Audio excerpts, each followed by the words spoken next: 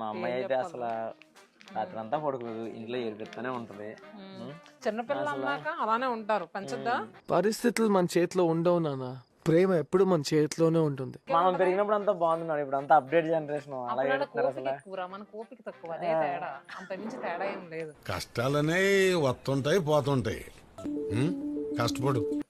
బాధలు చెప్పుకోవడంలో ఇంకా మన తులసి తర్వాతే.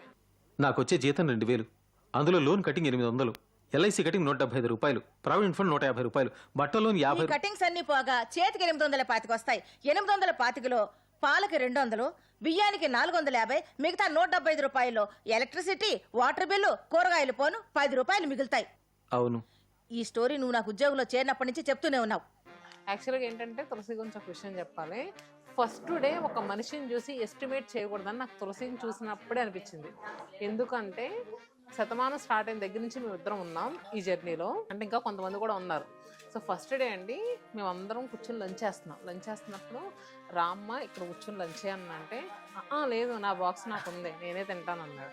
నాకెవ్వరొద్దు, నాకెవ్వరు అవసరం లేదు, నా బతికేదో నేను బతుకుతా, నా పాటికి నేను ఉంటా, నాది నేను తింటా పంట.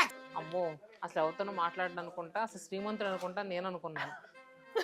తర్వాత మనిషి శ్రీమంతుడే. నెక్స్ట్ డే మొదలెట్టి పెట్టాడు, అసలు మాట్లాడితే స్నాపడం, మనం ఇంకా ఆపు చాలు అన్నంత వరకు కూడా ఆపు. నా బేసిక్ శాలరీ వద్దు, చాలా సార్లు చెప్పేశావు, వద్దు చెప్పదు. ఇంట్లో బాధలన్నీ చెప్పేసుకుంటా ఉంటాడు, షాప్ లో బాధలన్నీ చెప్పేస్తాడు.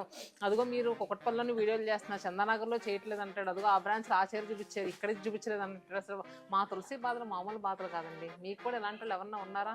చందానగర్ వస్తే తులసితో మాట్లాడండి కొంతసేపు, మీకు కూడా బాధలు చెప్పేస్తాడు. ఎక్కువసేపు మాట్లాడద్దు, ఆటోమేటిక్ గా 4 మాటలు మాట్లాడితే బాధలు కూడా అదిగో అయిపోయింది, టైం అయిపోయింది.